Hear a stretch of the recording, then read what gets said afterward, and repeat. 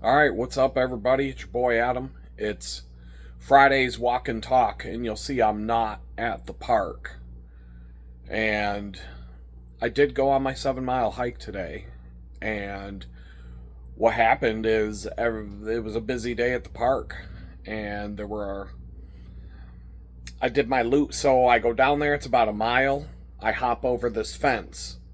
It's a weird gate. They have a gate closed at the end of a road, but there's a trail that starts there.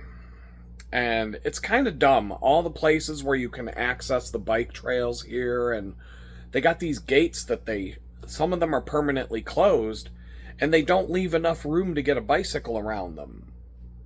Or even to walk around them, you got to climb over them, and it's just really stupid. I can understand like blocking it off so cars can't get in and out of these places, but to make it so that cyclists and bikers can't get to the bike trail and hikers can't get to the hiking trail is, I don't know. Texas is there's a lot of things I don't like about this place, but the weather is one thing I do like, and the weather was great today. It rained a little bit, but by the time I went out there, it was, it had finished raining, and it was, pretty dry.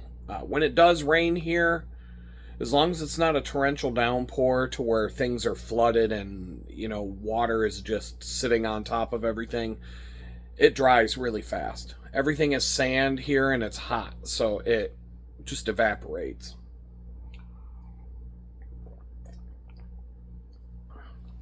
So it was a popular day today down at the park. I go down there, it's a mile. I climb over this gate. There's a lot of different ways I can go through the trails, but it's about a 5 mile loop around the park, taking the outermost trails and kind of linking it all together to where it's the longest hike you can do there. And then hop the fence, walk home the way I came. And so I typically go in a direction to where the bench, the swing that you see me sitting on in a lot of those videos, it's on the way home. So I'm only about a mile and like a mile and a half, or mile and 3/4 from home when I find that bench. And there's other places to sit around that pond that you see in the background. But when I got out of the woods right there were like families camped out all over the place, and like camped out to where like they're not leaving anytime soon.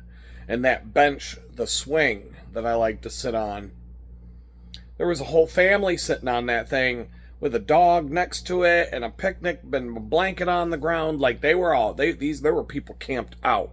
So I had already passed up places that maybe I could have sat and did an outdoor video, but I wasn't going to turn around and turn my hike into a 10 mile hike just to go find a bench somewhere that I've already passed and turn around, and backtrack. So I came home, and it was very... I got home and I was hungry. I ate a little bit. I had some cold brew coffee overbrewed in the fridge. Usually you leave it in there for 12 to 14 hours. This stuff had been in there for well over 24. In fact, 36 hours maybe. But it wasn't bunk. I got it all filtered. I poured me a couple of mugs. I'm on my second one now because I'm getting my second wind for the night. And good. It all came out good. One little announcement. If you're one of the channel members and you're watching today's video, you may have already seen it. I don't know what notifications you get, but I set the members only stream I've set for Tuesday instead of Sunday. I think this weekend is Easter. I'm pretty sure. I don't really give a shit about any of these holidays anymore, especially anymore.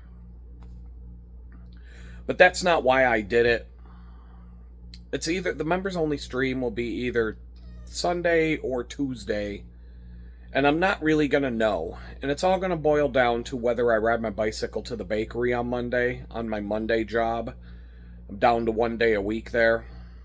I'm just keeping myself on the schedule. And it's the 1 day a week that they actually would. It's the 1 day a week that if I took that day off, people would be irritated about it. Because, they need the big strong man to lift all the heavy 30, 50-pound bags of sugar, flour, chocolate chips, and all the stuff that comes in on our food deliveries. So I'm fine with that. It's good exercise. I ride my bike in there 25 miles, lift all that heavy stuff for half the day, do a bunch of other crap, get back on my bicycle, ride 18 to 25 miles again, and the total amount of calories I'm burning in a day is about 6,000 on that day. I can go to the gym for 4 hours, and that's like between 3,000 and 4,000 calories total for the day.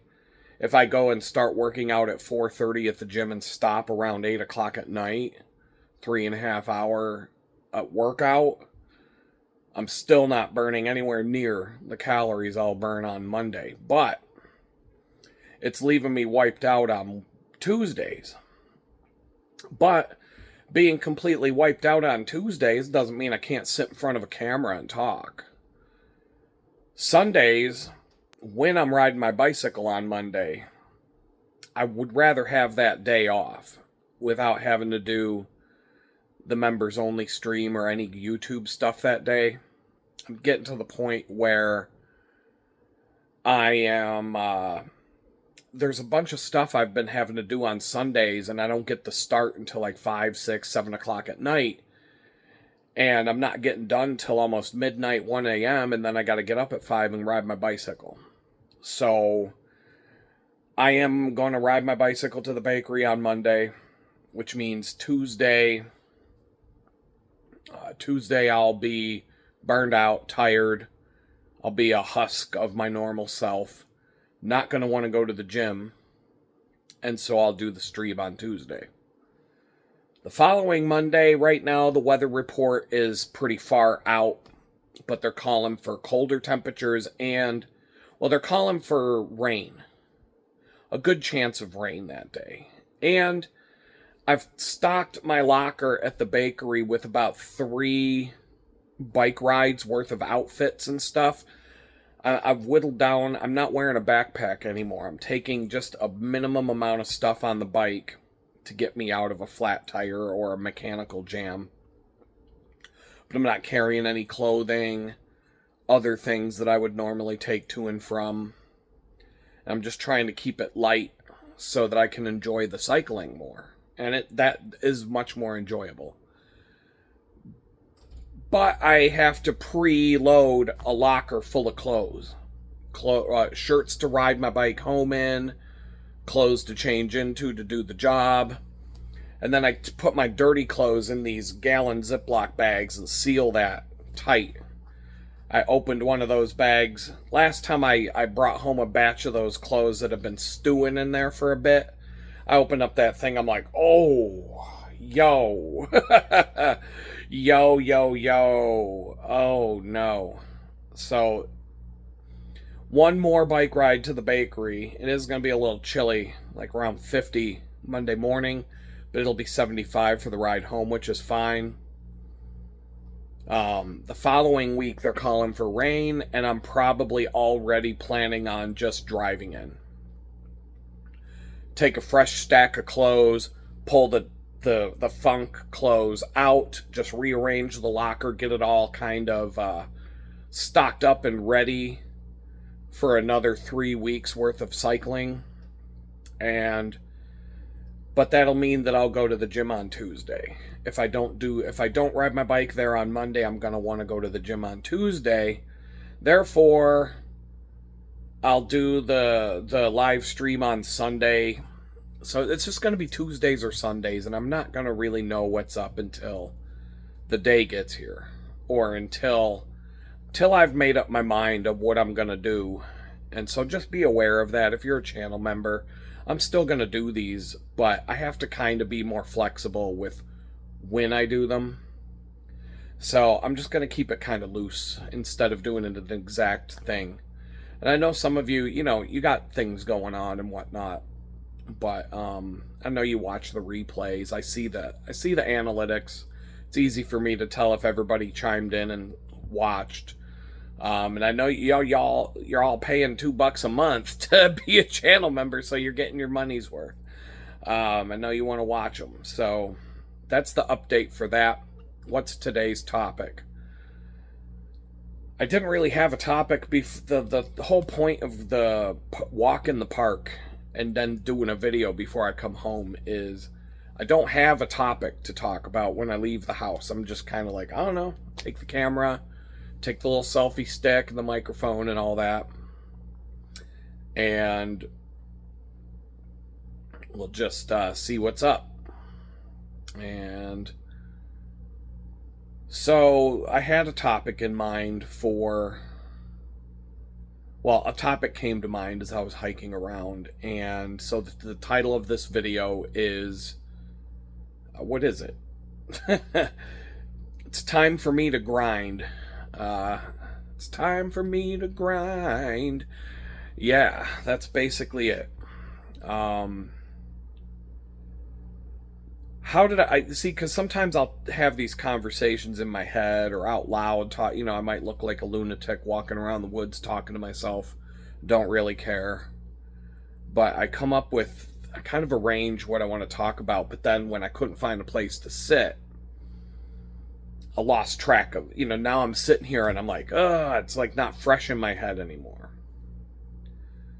But I watched a video today, and it was kind of along this topic of, if you just sit down and grind out 30 days of really dedicated, hard, like, do what you got to do, suck it up, buttercup, get down and get it done, work, and just put your nose to the grindstone and just force yourself to tough it out and just do as much as you could possibly do, like a sprint, that will pay off in droves down the road. And you'll even start to see forward progress on things that are stuck if you just do what needs to be done. And so on the positive front, I just helped a client finish up a project that was starting to feel stuck for quite a while. I helped him produce a printed book. He's been wanting to write a book. He's been wanting to write this book and tell his story for 15 years, but, he's had a lot of mental blocks getting in the way. I'm not good enough. I'm not this. I'm not that. I can't this. I shouldn't do that. And, all that kind of mental stuff. And then when he met me and started working with me, he came to the conclusion, he's like, I think Adam can help me get this across the finish line. And I wasn't the only one that helped. We had 2 other people help edit the book.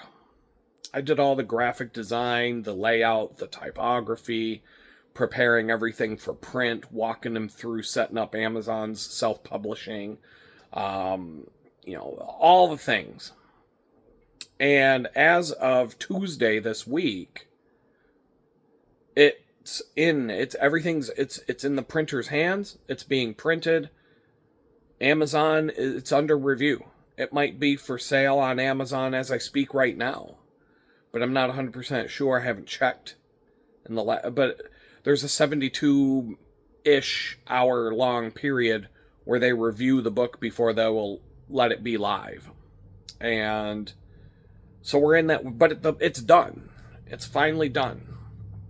And that was a big weight off my chest, like a big release and a relief. And I ended up taking a day to do almost nothing.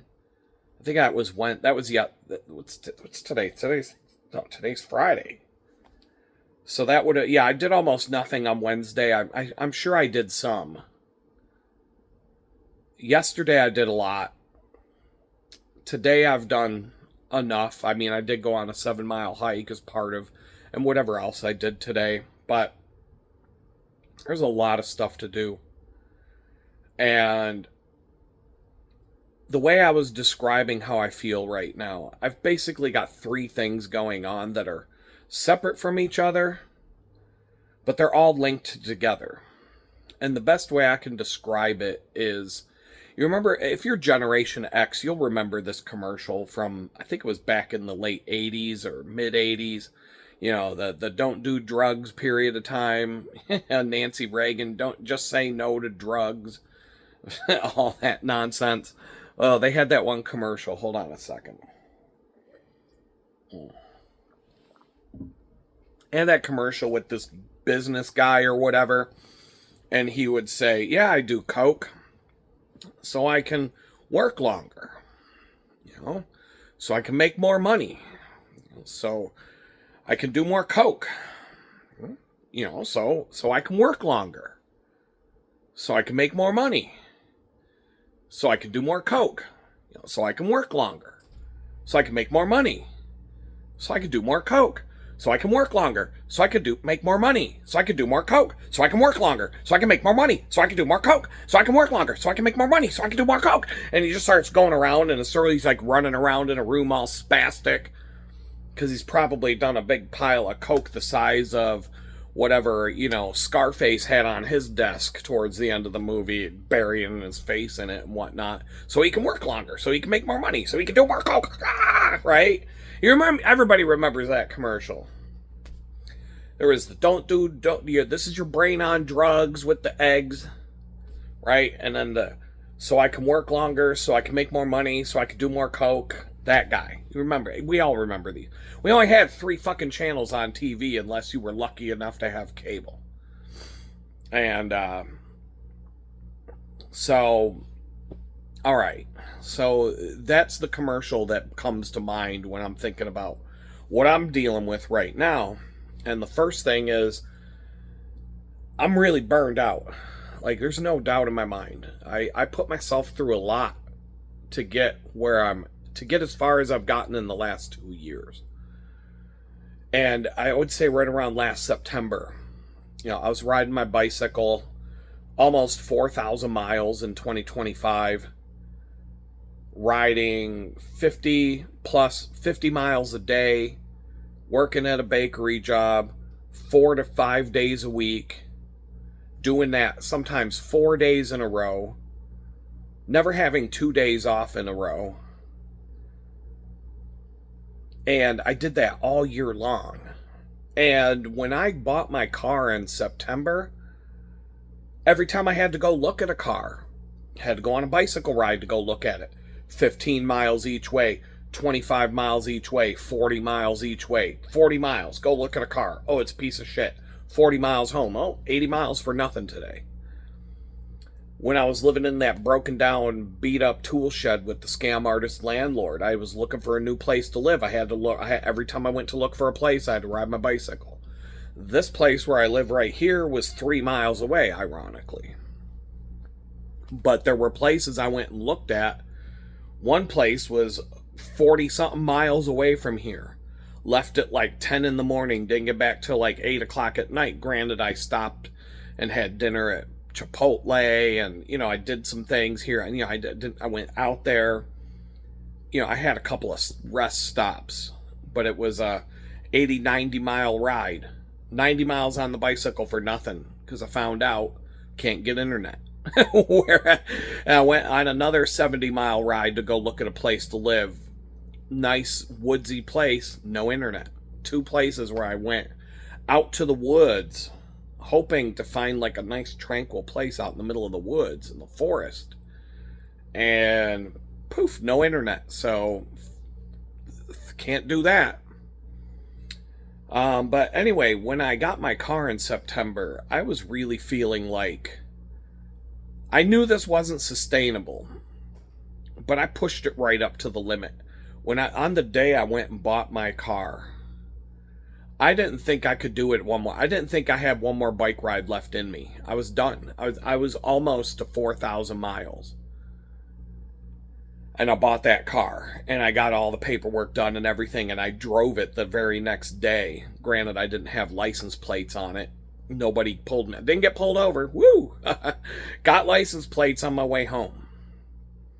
But I never got on the bike again, maybe 1 or 2 times between that day and the end of the year. And then on New Year's Eve, I was 10 miles away from 4,000 miles, and I forced myself, after working a really exhausting day at the bakery, I got on my bicycle and forced myself to go on a 20-mile ride it was about a 13-mile ride just to make sure that I crossed the line into 4,000, because I didn't want to be 10 miles short of it. I was that close to 4,000. I didn't want to wake up on the 1st realizing that I missed the 4,000 mark by 10 miles. It wasn't even a goal to hit 4,000. My goal was 2,000. But I didn't want to be that close to 4,000. But that was a lot. That put a toll on me, on my body, I was fatigued, burned out, lack of energy. And there's other things. Just all the trauma that I went through and everything I've been through. It all just kind of, when I moved into this place here, it was the first time since 2022 that I could relax and had like peace of mind, and could just finally just felt like I could sit down and be at peace. And it's like some switch flipped inside of me, and I have been dead tired ever since. So I'm exhausted. My energy is bad. Now I set a goal this year, fitness wise, not for a set of mileage like I normally do, but to lose 40 pounds. And the main reason why I'm not losing we're in April. We're in the beginning of April now. As of yesterday, today's April 3rd, on April 2nd, let me think here. April 2nd was the day I was released from federal prison. For those of you who don't know, I spent 2 years in federal prison for a Twitter post. Yeah, so I don't even want to think about that right now. So that was April 2nd, 2024. But it took me until the end of April 3rd just to get home to this, let's just say a place where I spent a month before I was homeless. And wow. And wow, where was I going with that? So today is the 2-year anniversary of me being home from prison. Today. But when I came home from prison, I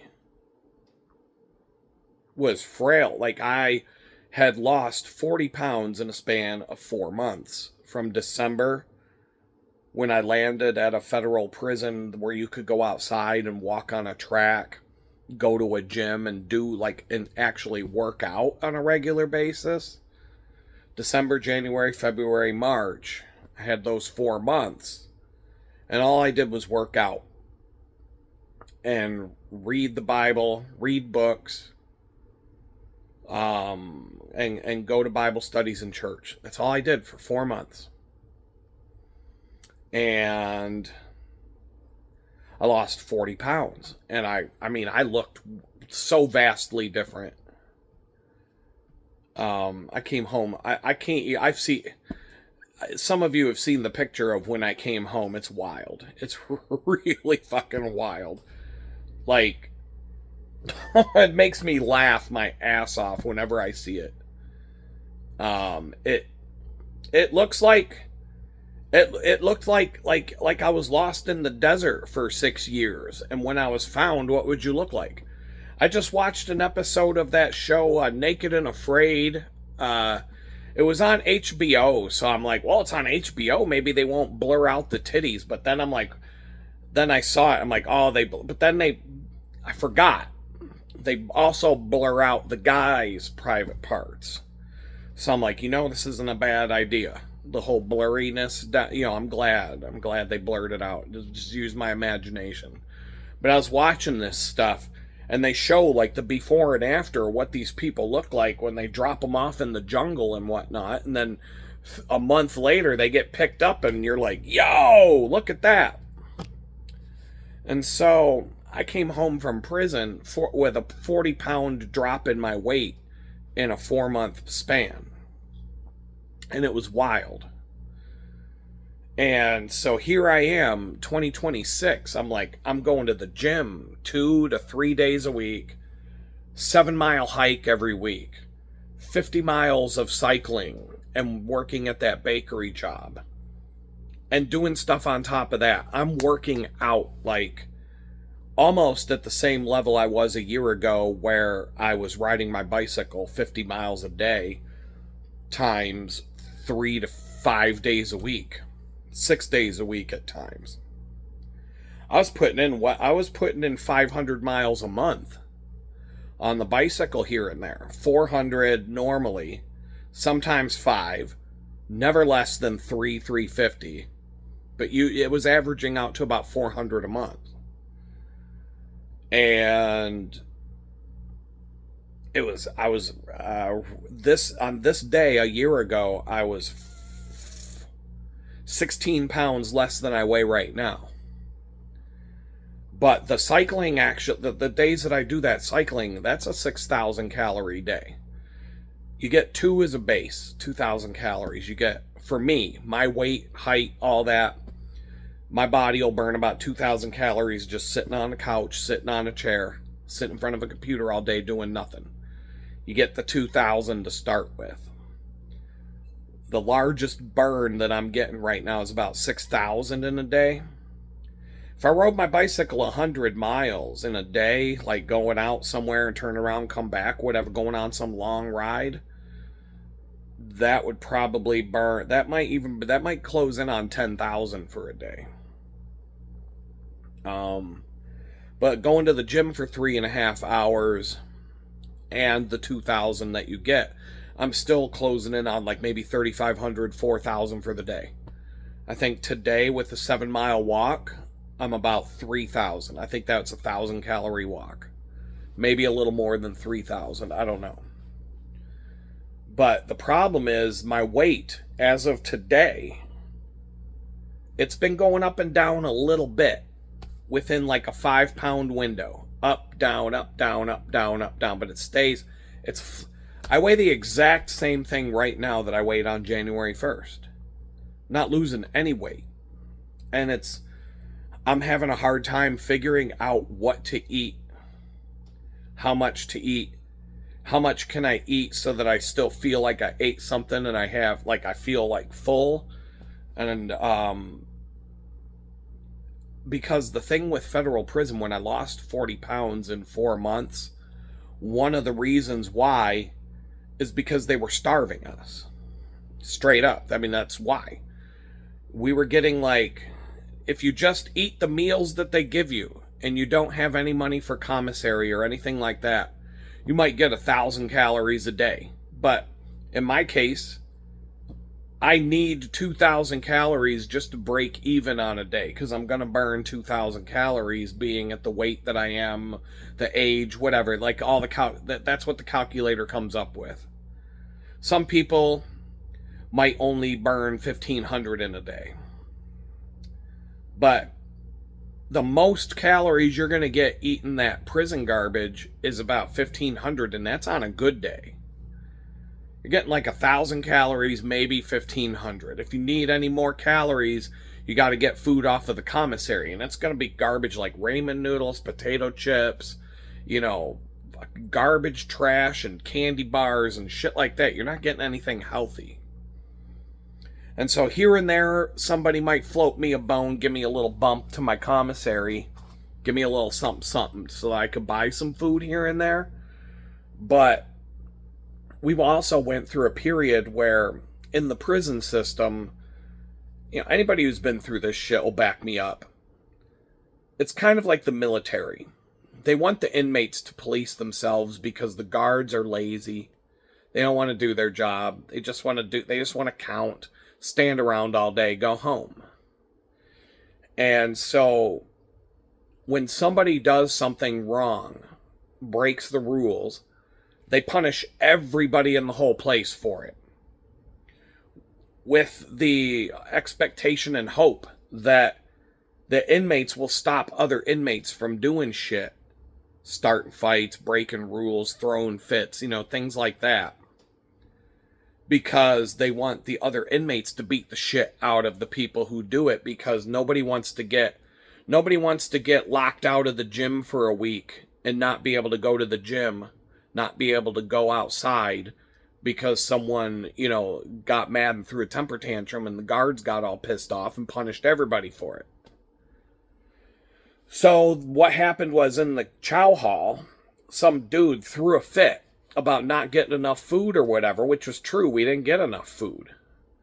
But he threw this big giant fit about it to the point where they had to pepper spray him and tackle him, beat the shit out of him, take him to the hole and all that. And so then they cut our food.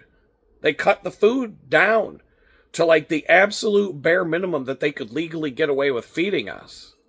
And no more. No more. Not one bite more. And then they shut off the commissary so you couldn't even buy more. So the only people who were... And all that really did was... You've got what... They call it the store guy. So you'll have people who have lots of money. They'll buy as much as they possibly can on the commissary, and then they'll store it in their foot lockers and stuff. And they'll have overflowing stockpiles of commissary. And then during a drought, they'll turn around and they'll start selling. This one dude in a bunk next to me was selling cans of Coca-Cola for $20 a can. $20 for a can of Coke. All right, you thought grocery stores were expensive. Wait till you have to go to the store guy at the fucking prison to get commissary when they shut the commissary off. And they basically gave these guys a monopoly. So a little tiny bag of potato chips would be $15. A fucking pack of ramen noodles could be $5 for one pack from the store, because it's like 7-Eleven prices. It's the convenience store system.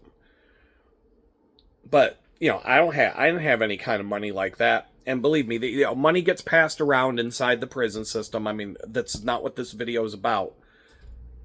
It happened. I mean, you got Cash App. They use postage stamps to trade in prison. They treat them like they're money.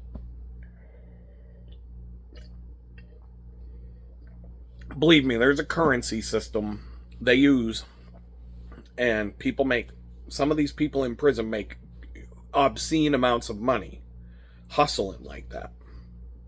And and they bring shit in from the outside world. Cigarettes, $20 a cigarette. They got inmates paying the guards $20 a cigarette through Cash App. Because all you do is you call somebody on the outside, you say, put this money on so-and-so's Cash App. Right? They got cell phones. I think it's $10,000 for an iPhone or some shit like that. If you got 10 grand, someone will get you an iPhone.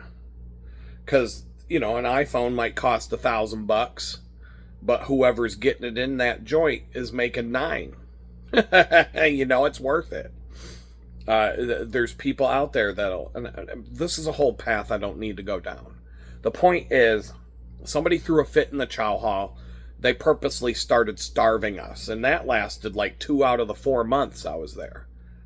So, I would have to get up in the morning and just, you would have to make sure you eat every fucking meal.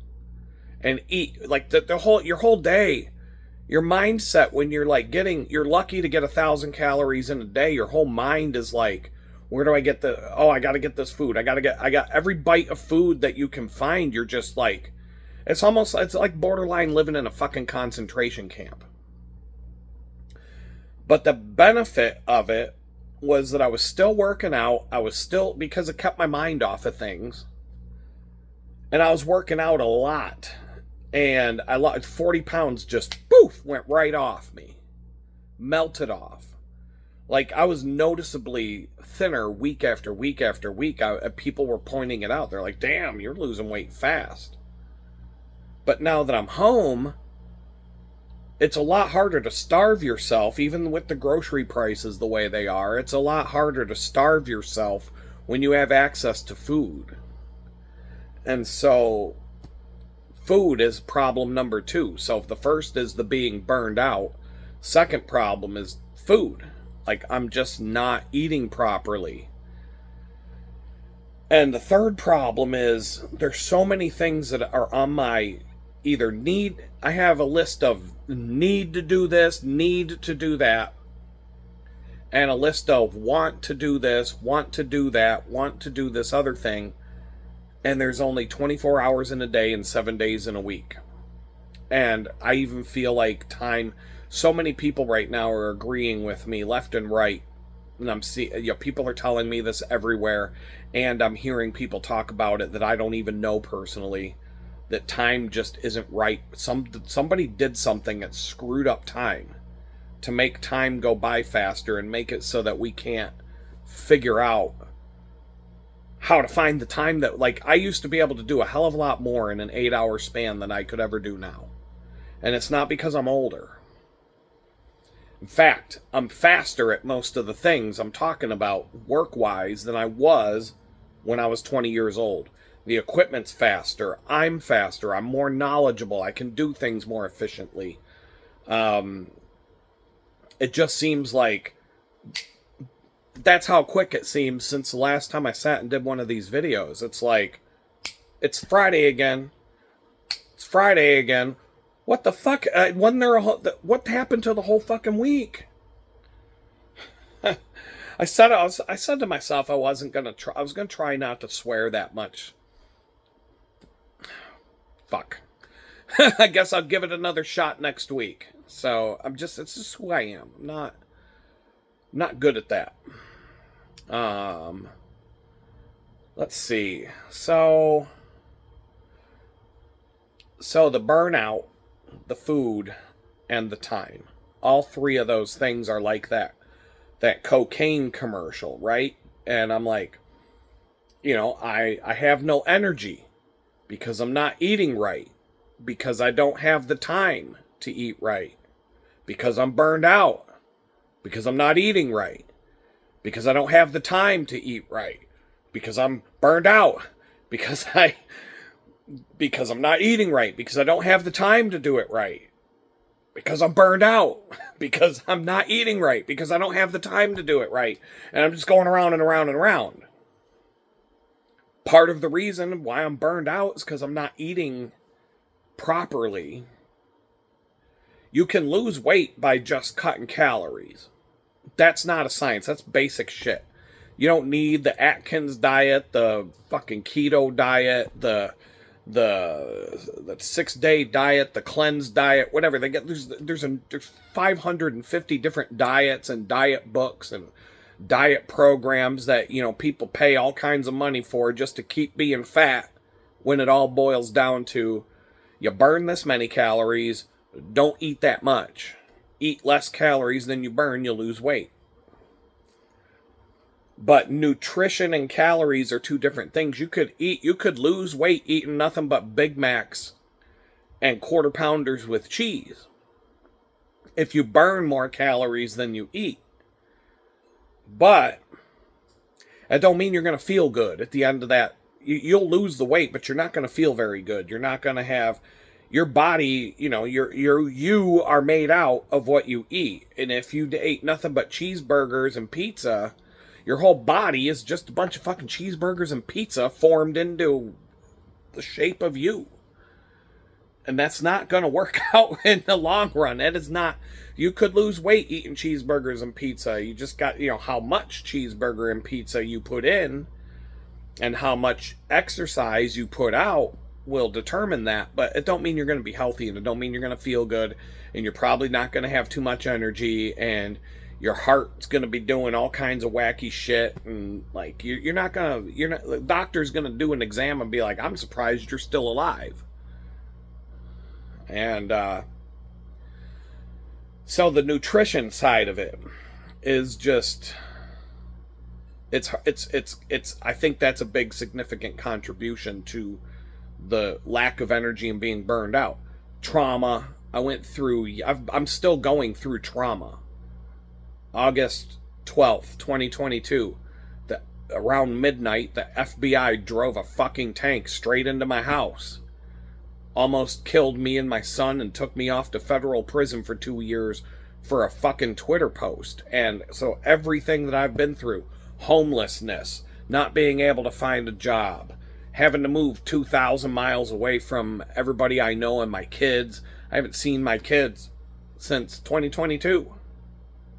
All of this shit is trauma. And that's a fucking burnout and a half. Plus cycling 4,000 miles last year. Do it, just scraping and scraping and grinding and grinding and scraping by and grinding and scraping by and grinding. It just ground me to a pulp, and I'm there. Like, I'm done. I'm fucking done. I'm burned out. Beyond, I cannot describe the level of burnout that I feel right now. I still get up and I do what I gotta do. But now that I'm working a lot from home, when the gym, the workouts at the gym, they're hurting me. I feel like I have to do it. But the next day, today, I was so burned out from last night's gym workout, I didn't get my ass out of bed until like 11 a.m. I'll be honest. I stayed up. I stayed until 11 a.m. Didn't get out of bed. Then I got up, worked really hard from about 11 till 2, 3, and then I went on my 7-mile hike, and I'm like burned out again. If I would sit in front of a computer for 13 hours a day and not go out and exercise and not go to the gym and this and that and the other thing, I'd get more done because my whole life revolves around sitting in front of a computer screen. My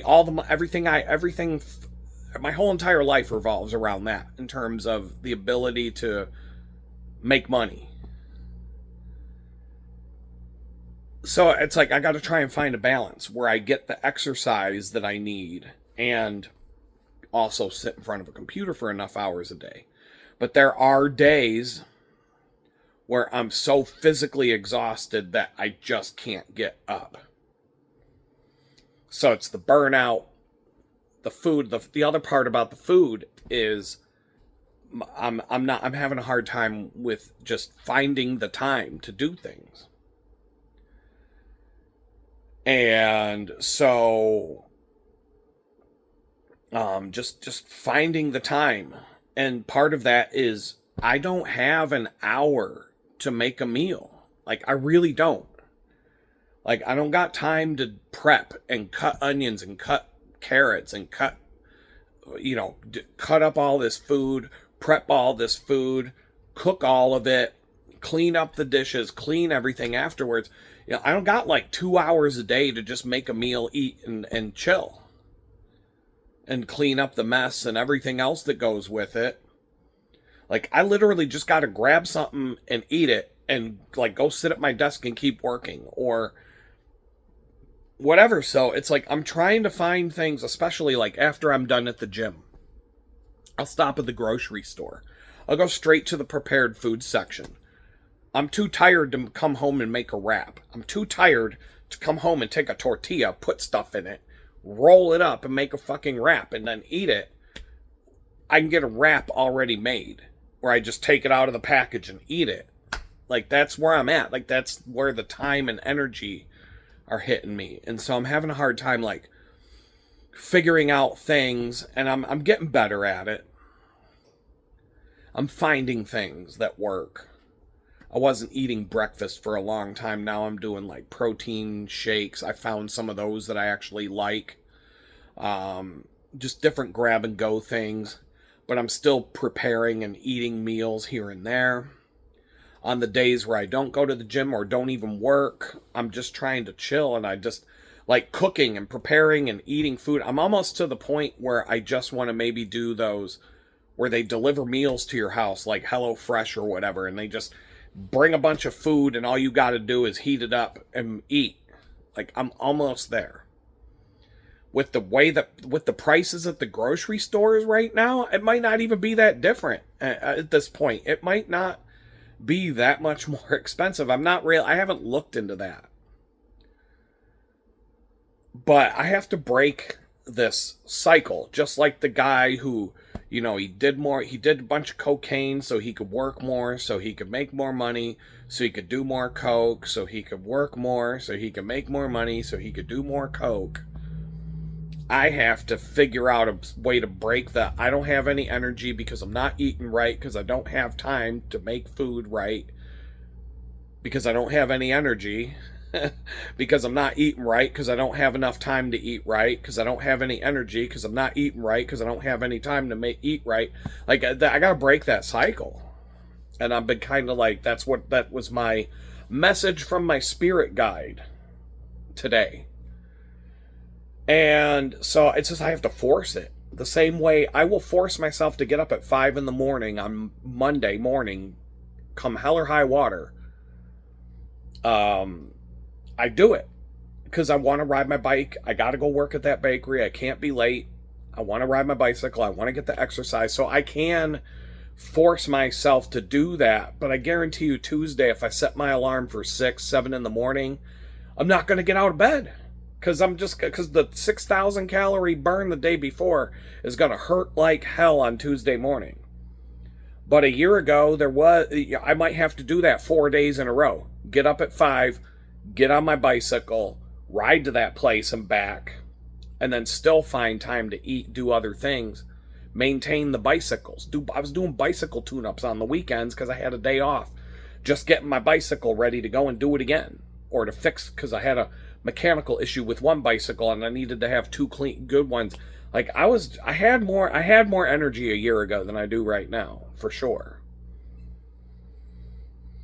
It's just my body is like fighting me because I pushed it too hard. One of the things about going to the gym, you'll discover, or just if you work out, if you play sports, if you push yourself too hard physically, you'll actually your performance will actually drop. If you run, if you're a runner and you time your runs and you know your speed and you know how long it takes to run from point A to B, your times will start going down. Because even though you're training more and more and more, your time will go down and down and down. Your performance will go down. You'll have more body pains and aches. You need to rest. Your body needs to recover from the training that you do. And sometimes the recovery is more important than the training itself. And what I was finding last year is, I'd say around August, I was really noticing it in August, that my bicycle rides to and from the bakery, they're all timed. Every single one of them. Every single one of them is logged, GPS, time. I know exactly each segment of a ride. I know how that segment, there's like a micro point A to B along that route. I'll know every single time I've gone that way, that from point A to B on that route. I know my time every single time. And it shows up on a graph. And it'll tell me when I get a personal best.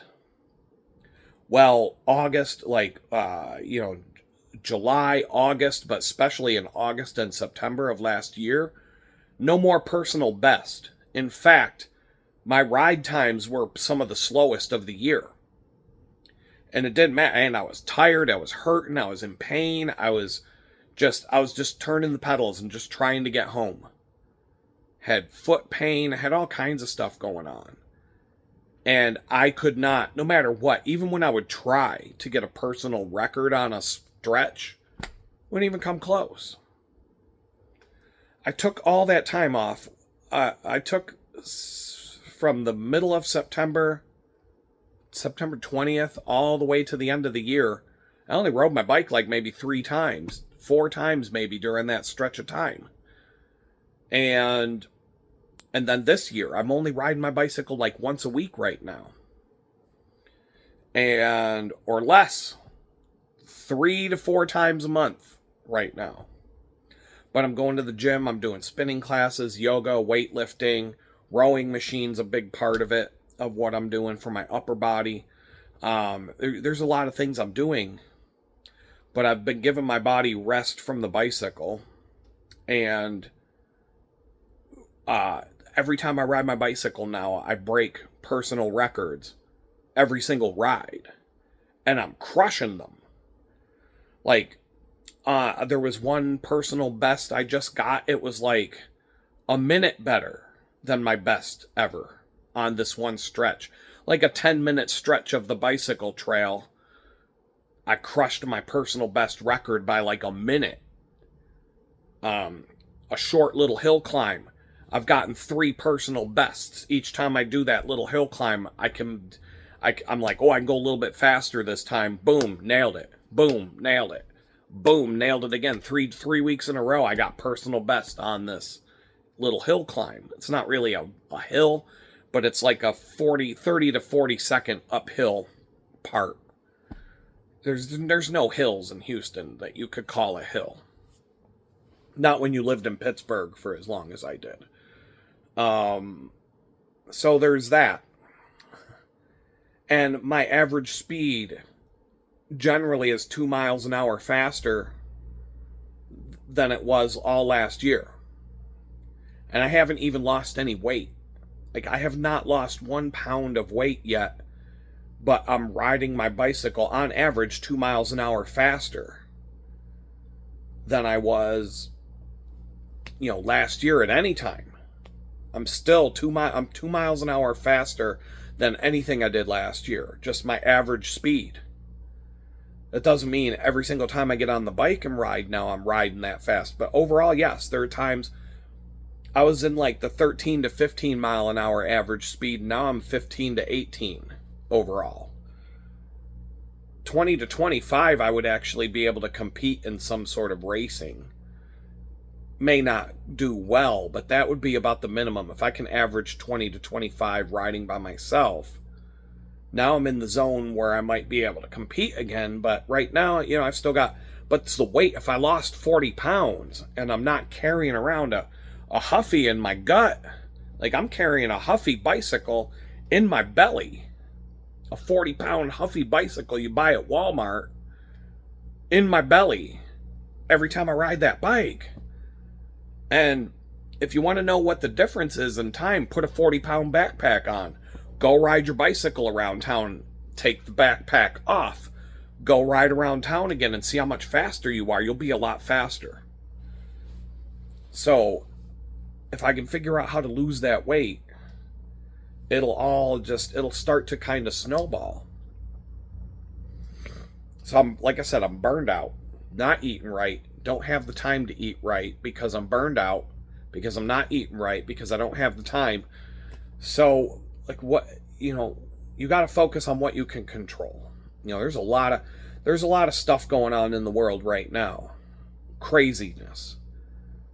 We are, there's things that none of us can do anything about it. You just have to accept that.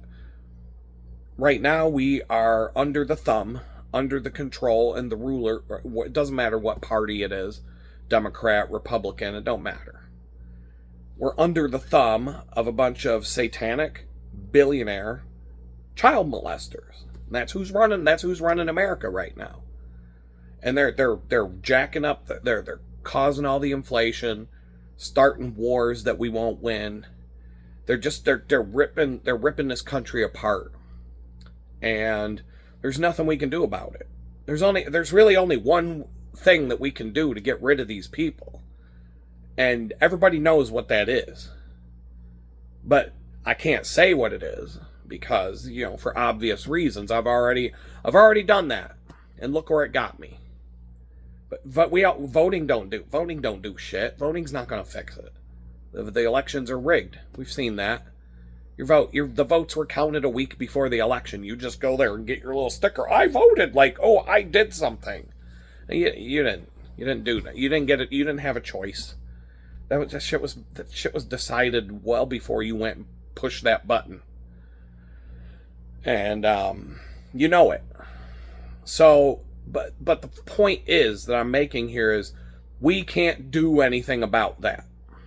So, but I'm far from the only one who's burned out right now. I am not alone. I talk to a lot of people.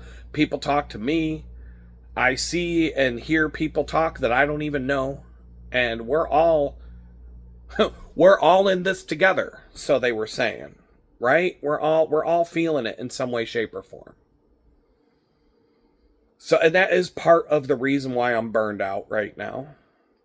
Part of the reason why they put me in federal prison for 2 years for a Twitter post goes right back to what I just told you. We are ruled over, we are under the thumb of a bunch of satanic billionaire child molesters. And that's just the tip of the iceberg as to who those people are and what they're up to and what they do. And one of the things that, history books will show that people like that do when they're in charge is create political prisoners out of people who speak out against them. Especially if the person who speaks out goes too far, says something on Twitter that, we can send the FBI, send a tank, drive that tank into his house, drag him off to prison for 2 years, and that'll make everybody else shut the fuck up, won't it? We'll make an example out of him. Everybody else will shut their mouth because they don't want to be next. They don't want to be the next one dragged off to the camp. So, it's just right out of the history books. That's what we're watching right now. So what can I do right now? We'll start tomorrow. So here's something that I'm looking at my pile right now. It's right there, my gym bag. I did not go to the gym on Tuesday because of the bicycle ride on Monday. So I'm not getting that extra workout. So what am I going to do? I'm going to sit here after I get off this video and it's uploading to YouTube. I'm going to pack my gym bag so that I'm ready to go. When I wake up tomorrow, grab bag, go. Because spinning class starts at 9:15. So I'm going to leave my house at like 8:30, I think. I want to work out a little bit. I don't like raw dogging on the spin bike and spin class, especially this teacher that we have.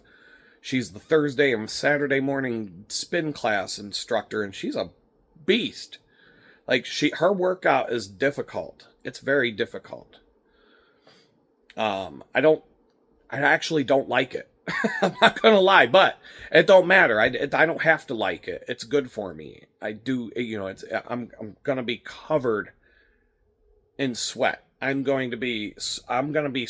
shirt is going to be soaking wet to where you can wring that thing out. And that's just spin class, then yoga class. So Thursday and Saturday, I can go to a spinning class. I can go do, there's this one back exercise I've been doing that cracks all the vertebrae in my back and neck and makes me feel so good. The back extension bench. I do that in between spin class and yoga. I got just enough time to go do some, I'm calling them the back crackers. Do some back crackers for a few, 3-4 sets of back crackers, and then go to the yoga class. And the yoga class, she's a bit tough too. She's a tough yoga teacher, but it's not fast, speedy, hot yoga or what do you call it, power yoga. I wouldn't be able to keep up with none of that power yoga. But we do some she tries to push everybody beyond what they're capable of, which is good. That's what you're supposed to do. And so some poses I can do, and I don't struggle that much. Other things, I'm just like, yeah, forget about that. As soon as I see her bent up like a pretzel and she's like, now you do it. I'm like, no. I'll try. But, like, this is going to be, please don't take any photos or videos while I'm attempting to do this. I mean, it's just going to be a little bit embarrassing, that's all. And, but I've been wanting to do this on Saturday for the last 2 weeks in a row. Last week I had a bullshit excuse. The week before I was exhausted. Last week I actually got up on time, but then I just had a really bad morning. Started out real bad. And I skipped out. I had all kinds of things planned for Saturday last week. I threw it all away and stayed home. There were like 4 different things that I was planning on doing. I didn't do one of them. None of them. Because I started off on the wrong foot. And I was in a bad mood and I couldn't do it. And I was tired. Because going on a 7-mile hike the night before is nothing. A 7-mile hike in Pittsburgh with all the hills and the undulation and the terrain, that would be even crazier. And we used to do that. I mean, I used to be able, I'm not as young as I used to be, but I can still throw down. So I've made up my mind. I am going to the gym tomorrow. I'm going to break this cycle. I'm going to break that cycle of, because I don't have any energy, because I'm not eating right, because I don't have time, because I don't have any energy, blah, blah, blah. I'm not going to let that continue. So I'm going to get my ass up early enough tomorrow to enjoy some coffee and chill and peace and relax and whatnot and just sit and wake up. But everything's going to be ready to go for the gym. Tomorrow, before I go to bed, everything's going to be ready for my bicycle to go to do my bicycle ride on Monday morning. I'm not gonna be doing that at Sunday night at 10 o'clock trying to get all that together. I'm going to do it tomorrow. I don't have to do it tonight. But tomorrow I'm going to try and be proactive and be early on it so that Sunday, I do have some things that I need to do on Sunday. And tomorrow I'm not going to have as much time. I'm going to have to cram in a lot of stuff on Sunday to get my obligations met. But I need to break out of this not being able to move and not being able to get out of bed and just all of it. And so the first thing is I'm forcing myself to get up tomorrow. I'm not going to sleep in. I am declaring this on video for posterity here. I am going to the gym tomorrow morning. Spinning class. I'm going to do probably the rowing machine for 45 minutes, hour-long spinning class, some back crackers on the back extension bench, an hour-long yoga class, sit in the sauna for half an hour. The hot tub was roped off and closed the other day, yesterday. Hopefully the hot tub's fixed or whatever's going on with the hot tub, because I'm going to sit in the hot tub for another half hour, take a shower, shave, do all the things, get all gussied up, if you will. It's been 6 weeks since I got my hair did, and I was feeling it today, because it's like a beaver pelt. Once 6 weeks comes and my hair grows out on the sides, it's like I'm wearing a beaver skin hat, a beaver pelt or whatever on my head, like one of those the original settlers used to wear on their heads, and it's too hot here in Texas for that. And I was feeling it when I got back from my hike today, and I looked up on the calendar. It's been 6 weeks as of tomorrow since I got my hair cut. So I'm going to have to go get a haircut. Probably tomorrow. And so I'm going to try and do that. Pack my stuff to go on cycling on Monday. Got a new pair of bicycle shorts on the way and some gloves, because I'm constantly having to do laundry too many times a week because I've only got 2 pair of cycling shorts and 2 sets of gloves. So I get another set. So it gives me that should last me a whole week. So I only have to do laundry once a week to be able to have what I need for these different workouts. So there's a lot on my plate tomorrow, but I'm going to get up and I'm going to do it.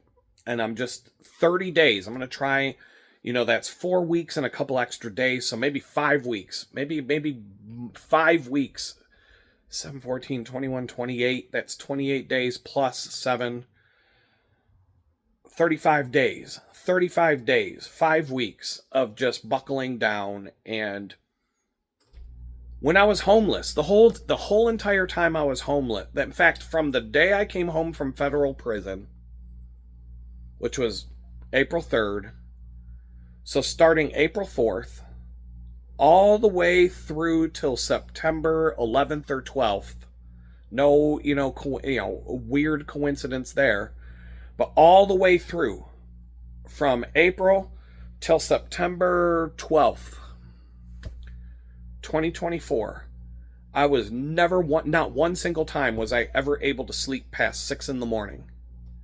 Maybe 7 at the latest, but 6 in the morning. I had to get up at 6 a.m. 7 days a week, every single day, the whole entire time. I never once got to sleep in. That was catching up to me. That was causing me some issues towards the end. But when I got to Houston, and the first time I was sleeping in a bed that I didn't have anybody to answer to, and I could just sleep it off, my buddy came up at like 4 in the afternoon and like knocked on the door. He's like, "You still alive, dude?" I'm like, "Yeah." "What time is it?" "It's like 4. I'm like, "No shit." Back to sleep. I got up. It was dark outside. They were out hanging out on the pergola. I went outside. I was like, "What's up, everybody?" They're like, "How do you feel?" I'm like, "Great." And then they went out of town for a few days. So I just was like, I had a few days to just more or less relax and generally do what I want.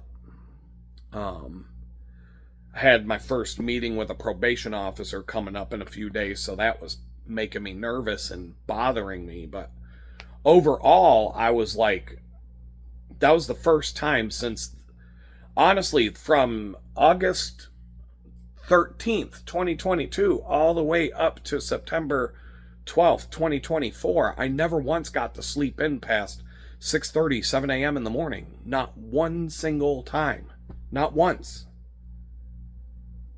And so I know I can do it. So I am burned out right now, and I am tired, and it's a fight. It is a fight to get up in the mornings right now.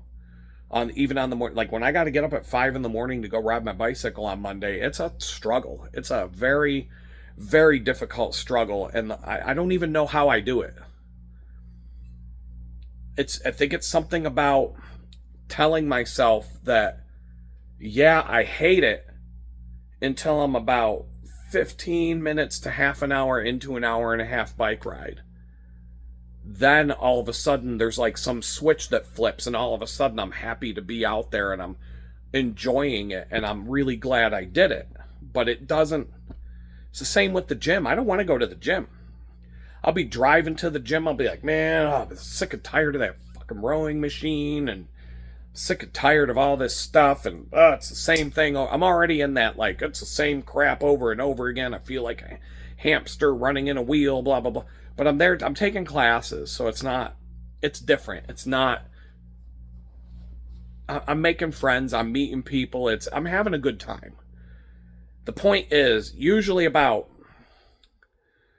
a rowing machine, I'll do 15 intervals. After the angry rowing interval number 5, where I'm just like, fuck you, motherfucking bitch ass, fucking fuck, like that, until I'm like so worn out that I can't do the angry rowing, and it's just, now it's just real, like it's just regular rowing. I'm all of a sudden starting to feel better, and I'm like, man, I'm glad I'm here today. I'm glad I went to the gym, and this is fun. And by the time I'm in spin class, I'm already like, hey, everybody, what's up? Ready to get your bike on to go nowhere? We're gonna ride a bike for an hour, and we're gonna be right where we started and not go anywhere. How does that feel? And and then I don't want to go to yoga class, and I'm just like, and so for the first 15 minutes of yoga class, I'm like, oh, this isn't so bad. And then 20 minutes, for the next 20 minutes, I'm like, oh my God, what did I do? Why did I come here? Why did I sign up for this crap? Oh my God, I hate this. I hate this so much. And then like the last 5 to 10 minutes of yoga class, you're basically taking a nap. And I'm like, oh, I'm so glad I did this today. That was so nice. Oh, my back feels so good right now. And so I know that's kind of how I'm doing it. I get myself up in the morning, knowing I could sleep in 2 more hours and drive to the bakery. But I know if I do this, it's going to hurt. It's going to suck. I'm going to hate my life until I'm about a third of the way there. And all of a sudden there's going to be a switch that flips in my head that says, this is great. I'm glad I did this. Adam, Thank you for getting your ass out of bed 2 hours early so we could go out and do this. My spirit self, or whatever, the angel and the devil that talk to each other, or what. I probably have multiple personalities, and they all agree about half an hour into the bike ride, hey, that was a great idea to get out of bed this morning. No shit, I'm glad you did it. I'm glad you forced me to do it. Well, I'll do it again next week. And so that's what I got to do. I got to talk myself into the benefits of getting my ass out of bed early. Go back to that, like, you did it when you were homeless. You did it through 2 years of prison, a year of living with another month, and then May, June, July, August, 5 months of being homeless. And then you finally got to sleep in. And the first time I got to sleep in, I slept in until it was nighttime. I went to bed at who knows what time the night before. And when I finally got out of bed, it was dark outside on my first day of being able to sleep in. So I'm like, okay, tomorrow the benefit is I get to do yoga or spin class and yoga, other things, sit in a sauna, sit in a hot tub, go get my hair cut later on in the afternoon, do whatever else I got to do, come home, chill, maybe do a little bit of work, I don't know. Sunday I've already set up, Easter Sunday, to not have to do the live stream for you guys, and that will give me a whole day. Saturday I can get my bike prepped so that Monday I'm ready to go. And so that's where it's going to start. I am going to have to force myself at a different level. 5 weeks. I started on January 27th going to the gym 2-3 times a week and working out 3-4 times a week out of 7. Sometimes even 5 days out of the 7 weeks. I've been sticking with it. Haven't given up. So take it to another level. Force myself. Go back to that. Forcing myself to get out of bed every day. Listening to the jailhouse doors clang, clang, clang, clang, clang, clang, clang, clang, clang, clang, clang at 6:30 sharp every morning.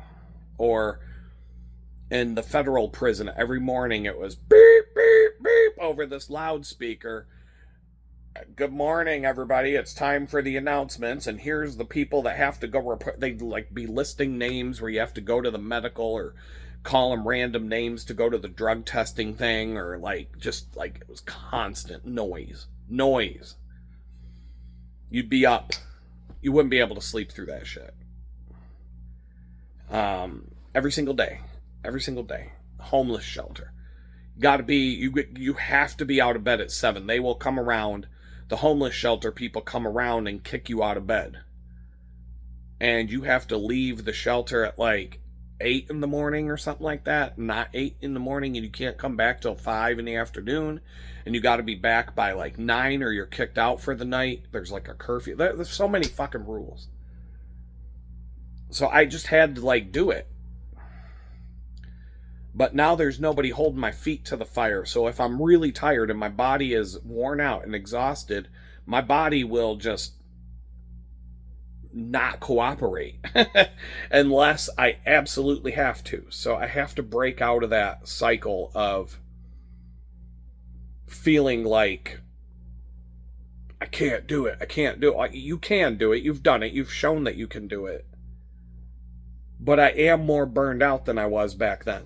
And I am more tired, and I have gone through more trauma, and there's a lot of stuff that has built up to where I'm feeling a hell of a lot more tired and burned out and exhausted and just completely run down than I was 2 years ago, a year ago, etc. But you got to break out of the cycle. So do it. Get up. Just that extra time in the morning multiplied by 35 days, what can you do? I could probably pull some stuff together. And it's not, I don't sleep in every single day. It's not like that. But the days I do, I feel guilty about. So I just have to suck it up and just do it. food-wise. I've been tracking my calories for weeks now. I don't know how many weeks, but I've been using MyFitnessPal to track what I eat versus the calories that I burn through exercise and just living. And most days I'm running a deficit. Each week, when you look at the average for the week, calories burned versus calories eaten is a deficit. But there are days, usually it's on the days where I'm not working out, where I do eat too much. And I can see it, and I track what I'm eating. Is it all accurate? Is the calories burned accurate? No. Are the calories that you eat accurate? No. But I'm figuring things out. I'm looking at I gotta cut that one out. Like macadamia nuts. You think, eat a handful of macadamia nuts. That's healthy. Yeah, but do you know a handful of those things is 1,000 calories? In a tiny little bowl of macadamia nuts can be 1,000 calories for you'd be better off eating 25 Reese's peanut butter cups in an afternoon than a handful of these macadamia nuts if you're counting calories. And that's a mind blower. And then there's this after the gym, I go to the prepared food section at the grocery store, and there's this curry chicken salad, and it's delicious. And I'm like, well, that's way better than caving in and going to Whataburger or going to get a bag of mixed shit to take home. But then I'm like, this little tiny thing of curry chicken salad is 1,000 calories. An entire rotisserie chicken, if you ate the whole thing, cleaned it off, one whole rotisserie chicken is less calories than one of these little curry chicken salad things. But I'm not in the mood for a rotisserie chicken every day. I can't just eat the same thing every day. And I can't do I've started to eat more yogurt. I'm finding yogurts that I like. I'm figuring out what to mix with the yogurt. I'm getting yogurts that have the stuff you mix with all packaged up together. But I'm okay, so if I got this and some yogurt, got a big tub of yogurt and some of these other things to mix with it, I could kind of figure it out on my own. I could actually be all right. I mean, yogurt's better than ice cream. I don't eat ice cream very rarely. And right now I'm working at the bakery one day a week, so that's a 1,000 calorie cookie, but I'm eating that on a day that I'm burning 6,000 calories that day. So who cares? I got plenty of calories left after eating a 1,000 calorie cookie when you're burning 6. So I'm trying to figure out food, but the time, trying to find food that is not going to kill my calorie count and give me energy and decent nutrition, but also doesn't take any time. I literally have to open the fridge, grab something, eat it, and that's it. I don't really have time to cook right now. I don't even have time to make a freaking grilled cheese sandwich right now. It's just, I'm not there. I don't have time to make a mess and clean it. I don't have time to cook it. I don't have time. Just don't have time. So I got to make more time. I got to, give myself more hours. I'm not David Goggins. I'm not going to get up at 3 a.m. and go run 100 miles and then come home from a 100-mile jog and write a book, do 10 podcasts, do a bunch of YouTube videos, go to the gym, lift a bunch of weights, come home, go to bed for 2 hours and do it again tomorrow. I'm not that guy. I'm not going to do it. But I got to be able to do something better than what I'm doing now. Food. I got to just figure out. I know there's stuff that I can do that won't kill me on time. I just got to find it. Make a menu.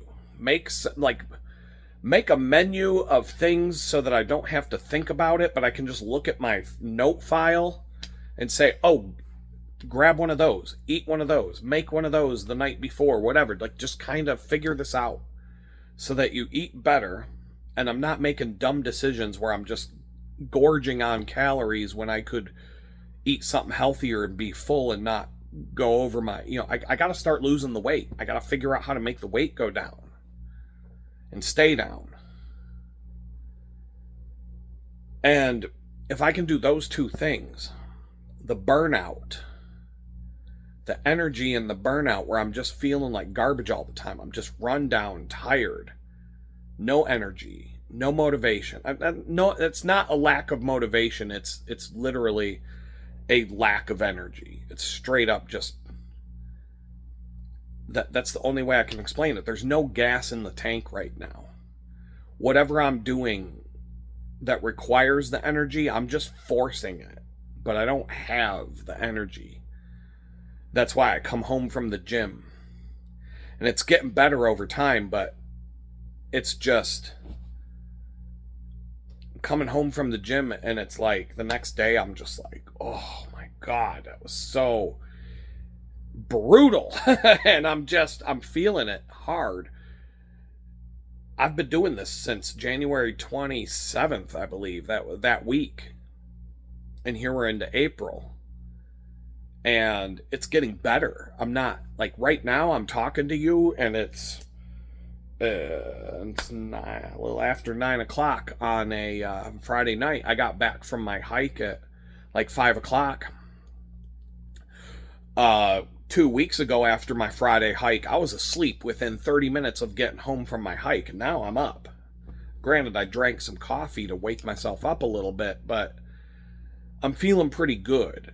And I'm going to pack a bag to go to the gym. I'm going to relax. I'm going to, wind down tonight and just be ready to go in the morning. I'm going to get a good night's sleep. I'll take melatonin at a certain time. That'll force me to go to sleep. I'll wake up. I got my alarm set so that I can leave. I'll be ready to go at 8. Well, no, I got to be... The class is at 9:15.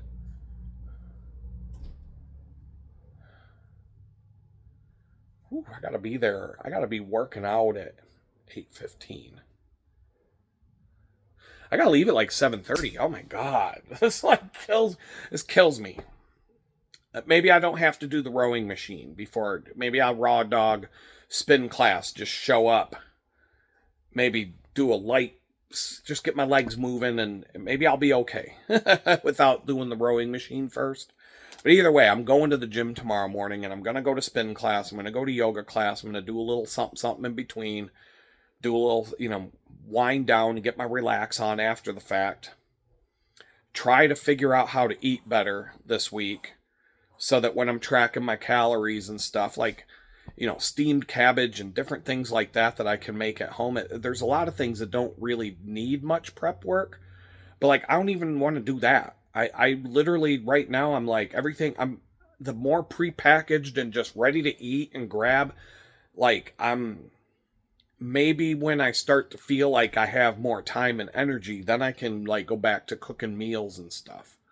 But right now, I gotta try and limp through and find stuff that I can just peel a package open, eat it, and be like, okay, that was good enough, and move on. Because that's where I'm at right now. I don't have the time to prep the food, cook the food, clean the dishes, and all the stuff. It's all just, I'm in this vicious circle. But I've just come to the conclusion, if I can take 5 weeks starting tomorrow, make Saturday the first day, Sunday, whatever, 5 straight weeks starting tomorrow, day 1.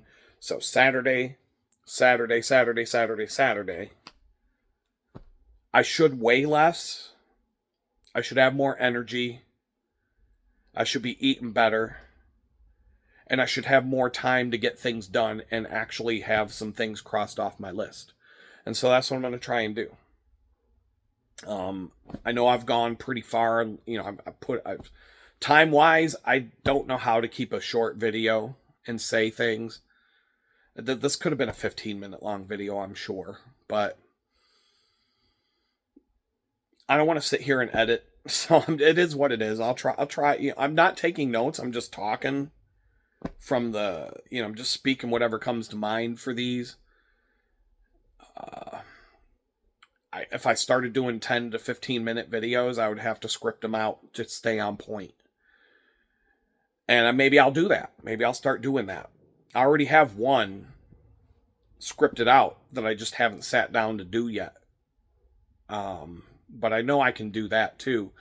But this is one of these things I got to start figuring it out. And so, how does this relate to you guys? I mean, if anybody even watched it this far, how does this relate to you guys? I know I'm not alone in these kind of things.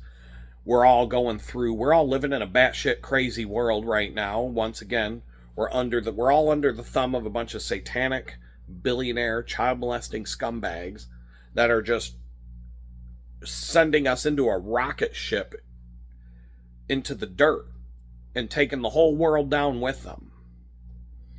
And, we've got to be close to the end of this ride. I mean, according to the Bible and, Armageddon and the end times and all that. I'm just trying to there we go. According to the end times and the Bible and all that, how much longer can this go on? For real? How do we got 10 more years left? Come on, not the way things are going right now. This has got to be it. This has got to be the end. We got to be like really, really close to the end of this shit show. And I'm not alone. Like, I'm not the only one who's overwhelmed, who's burned out, who's tired, who isn't eating right. That's most of America. That's why we're all so fat. I keep saying they want to keep us broke, stupid, and sick. Broke, dumb, and sick. That's how a billionaire cabal of satanic child molesters keeps everybody under their thumb, by making us broke, making us dumb, and making us sick. And, I'm falling into that sometimes a little bit right now. It's hard to eat healthy when all they want to serve you up is poison food. It's hard to find the time to get things done when one of the theories about why we're living in a time warp right now is that we're all experiencing this collective anxiety as a society right now. And they say time flies when you're having fun, but time goes really slow when you're miserable. And I can say that, when I was locked up in prison, time went by really slow. Those 2 years felt like a decade. But they also say that when you're under a heavy amount of anxiety and you're basically worried all the time, nonstop, and it's just your normal way of life, that the reverse happens, that time starts to go by faster. And that's really the only way I can explain it right now. But this collective anxiety that we're all feeling, because we're all watching this happen. We're all watching Donald Trump, the stupid orange buffoon, stab America in the back. Everybody that voted for him. I just saw a video where they asked a bunch of people who voted for Donald Trump, who were saying, well, he kept all of his promises and he's done everything he said he was going to do. And then they're like, okay, name one thing that he said he was going to do that he did. And they just freeze because they can't come up with one. They're like, well, I wasn't expecting to get put on the spot like that, but I'm sure I could think of something, but not right now. Like, yeah, you dumb motherfucking hillbilly retard. You can't, because he doesn't do anything that he said he was going to do. No new wars. He started a bunch of fucking wars. Let's go get the Epstein clients. Now he's protecting them. Let's get rid of the IRS. No, you're going to pay more taxes, actually. The tariffs are going to be, we're going to make all this money off the tariffs so that you don't have to pay income tax anymore. But now you're going to be paying more taxes and more money for everything you buy because of the fucking tariffs. Yeah, nobody saw that coming, right? Everything this motherfucker said he was going to do, he's gone back on his word on, except for maybe deporting some people.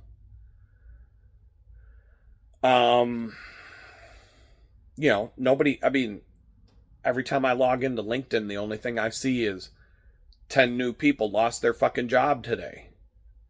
20 people can't find a fucking job after they've applied to 1,000 jobs. I've applied to over 700 jobs and I can't find a job. And if I do find one, they take it away because I have a criminal background. So if people who are clean and have no criminal record can't find a fucking job, then fuck it, dude. I'm not even going to try anymore. It's not worth it. It's not worth it. Dancing around like a fucking monkey next to a box with a dude turning a crank to play some fucking music while I dance around and go through all this retarded shit just to try and find a job. I'm not doing it. I don't care. I've already been homeless, so if that's what it leads to, then fuck it, dude. I know I can do that. I've done it. It sucks, but when you've already been to the bottom of the fucking barrel, you're like, well, you don't want to go back down.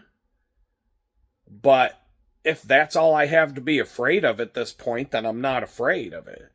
Because I'm not, I just don't have any fucks to give.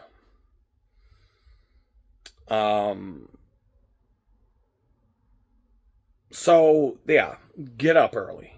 You just force yourself to do it. It's just like I force myself to go to the gym against my will every single time I go. Every single time I get on my bicycle. I didn't want to go for a walk today. I did not want to go for a walk today.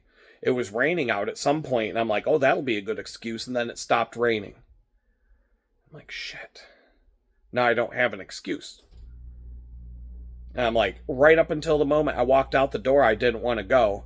I was about, as soon as I was a mile into the hike and I climbed over the gate to get into the trail system, into the park, I was like, all right, I'm good. I'm glad I did this. This was fun. I'm glad I'm doing this. And, my hiking speed has gotten faster a little bit. I mean, it's getting easier. It's getting, I'm definitely feeling myself getting stronger.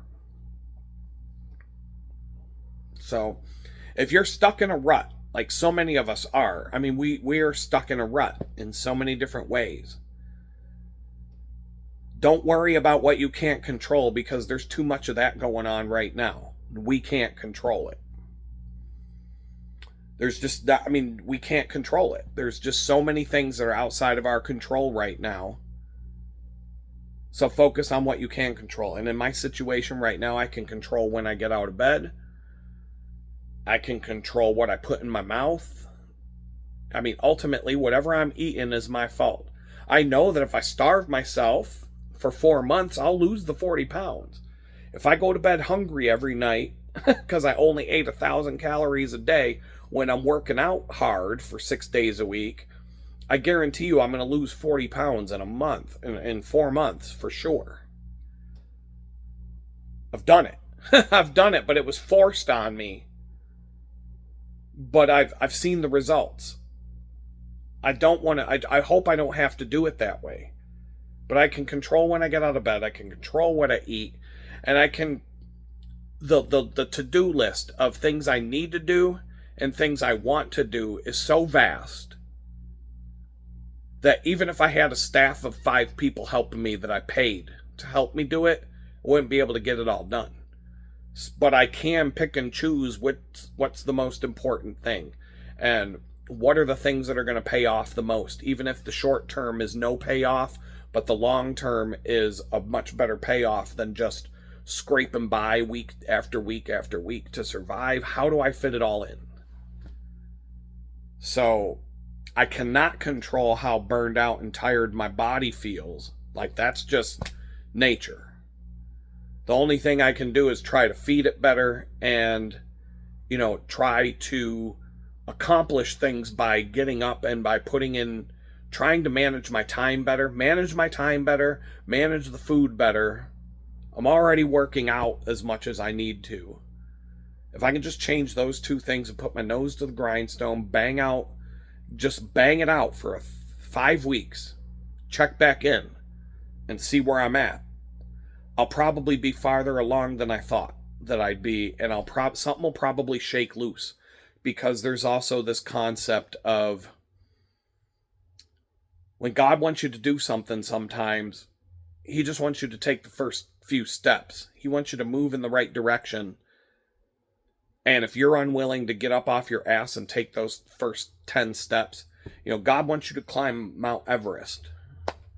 And you're looking at that, and you're like 100 miles away from base camp.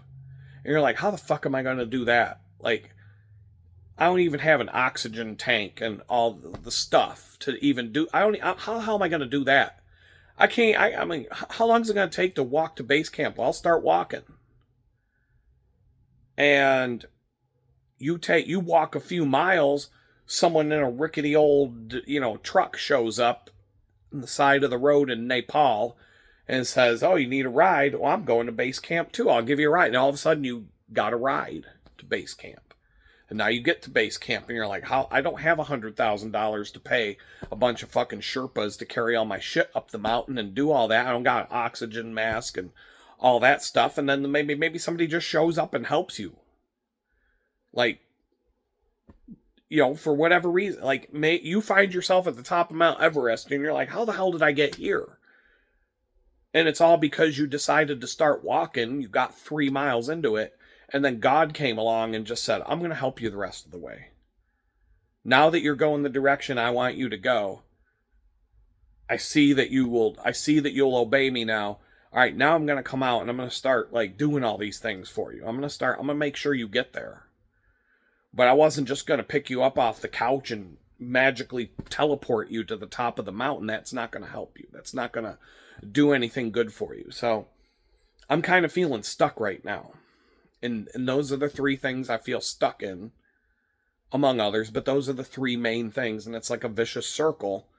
So God wants me to break the circle. He just wants me to like have faith that if I break the circle and just have the willpower to do it, the things I can control, He's going to show up and be like, "All right, you finally decided to listen to me. Now look what I'm going to do. You got to go somewhere that's 300 miles away. You got to walk to get there. But 10 miles into the walk, I'm going to show up I'm going to pull up next to you in a car and say, 'Hey, you need a ride?' I'm going to give you a ride. I'm going to drive you 150 miles. And now all of a sudden I'll drop you off. Maybe you have to walk a little more. Maybe you get a bicycle. Maybe somebody hands you a bicycle. I mean, whatever. You're going to get to the destination and I'm going to help you along the way. But I'm not going to do a damn thing for you until you get up off your ass and start." And so that's what I'm feeling right now. I'm stuck. I haven't leveled up in a while. And I feel like, yes, rest is important. If your body needs a rest, if you need a break, sometime if you've pushed yourself too hard and your body is screaming at you that I need a break, I need a break, I need a break, take the break. That's kind of what happened to me last fall. I caved in.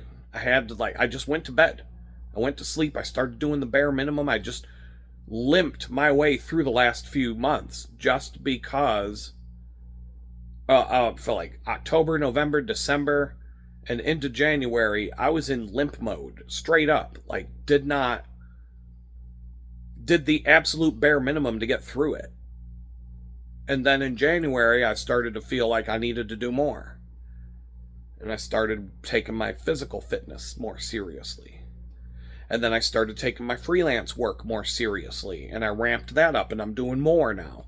I'm doing the physical fitness. I'm doing my freelance more. I'm doing things more that I was because I just didn't have the energy. And so I just got to take it up another notch and do it again and do it again and just keep leveling up and putting more into it with the hope that, they say it takes 30 days to start a habit. And once you've been doing it for 30 days, it's a lot easier to just keep doing it. I can say that's the case with the gym. It doesn't hurt as much as it used to back in January. I'm used to it now. It's not that big of a deal. I'm doing a variety of things, etc. But that's basically the message for today. I guess the last thing I can say is, if you do feel stuck, if you do feel like you're not moving fast enough, you're not getting enough things done, and things just aren't moving where they need to be. Now, granted, I understand that not everybody will be in the same place as me, and not everybody will be able to look back a year ago and say that they're better off today. Some people, it may be the opposite of that, so I'm not going to make any assumptions. But I'm going to say one thing that helps me out right now is that I feel like I'm stuck. I feel like things aren't moving fast enough. I feel like I'm not getting enough done. I don't have energy. I'm not there, I'm not this, I'm not that, and I'm not, whatever. I'm not feeling like I'm good enough. But a year ago, I was living in a freaking tool shed with a scumbag, slumlord, scam artist landlord with no hot water for 3 months. Riding my bicycle to a bakery 5 days a week because I didn't have a car. And now I got a car, I got a decent place to live, a landlord that's very, very chill, very good person, easy to deal with. There's a park at the end of my street. I can go on a 7-mile hike on a Friday afternoon, and 5 of the 7 miles is in the woods on trails. I can, like the night and day difference. I work at a bakery 1 day a week, and I freelance for the rest of the week. Probation put me on the lowest threat level to the point where they're just like, they don't even they just want me off their paperwork list. Like, if I gotta file a motion. That's one of the things I need to do. I gotta file a motion. I'm gonna use an AI bot to file a motion with this fucking judge and see if I can get it dismissed and get off of it early. And maybe that's one of the grind. One of the things I have to do in the next 5 weeks is get that, lick a stamp, put it on the envelope, send it out, forget about it. Maybe I get a letter back in the mail 6 weeks, 8 weeks later or whatever saying, probation's done, you're good, you're a free man again. Just find the time. All I gotta do is, hey Grok, write me a fucking motion that I can copy and paste, print it out, put it in the mail. I don't have money for a fucking lawyer for this. So I'll use an AI bot to do my legal work and see what happens. Like, what the fuck? I've got nothing to lose. Except for probation up my ass. That would be a good thing to lose. But a year ago, I was... Every aspect of my life was worse than it is today. A year before that, 2 years ago today was my first day home from federal prison. And I'm having flashbacks of it right now, and I'm like cringing how horrible that day was. Like, that was, oh my God. I could almost break down in front of all you on a camera right now about how horrible. I want to say that the first couple of weeks home from prison in a lot of ways were worse than prison. And coming home to a bunch of people that hate my guts and fucking, oh my God, man, it was so bad. And it was so bad that a month later, when I was thrown out into the street to be homeless, being homeless was an upgrade. Being homeless was better than what I'd been going through for the last month, the first month I was home. Being homeless, I woke up on the second day of being homeless, and I went out and I went for a walk, and I sat in this park, and I'm like, I can't explain it, but I feel better right now. I don't feel good, but I feel better than I have since the day I came home from prison. It was an upgrade. Being homeless was a bump up. That's how bad shit was. 2 years ago, things were so bad, and I wasn't even homeless yet. And when I became homeless, life was better. Better. Like, let that sink in. Life can be so fucking bad that when you end up homeless tomorrow, you're like, oh, fuck, this is way better. Like that blows my fucking mind, but it's so true. It's so true. Life became 100 times better the day I became the day I was officially homeless. That day kind of sucked. Day 2 of being homeless, I was all of a sudden like, wow, this is an upgrade from what I was going. It sucks. It really fucking sucks, but this is an upgrade. Being homeless was a fucking upgrade from where I was. Wow. That was 2 years ago today. So 2 years ago was my first day home from prison. A year ago today, I was living in that tool shed with the scam artist, slumlord landlord.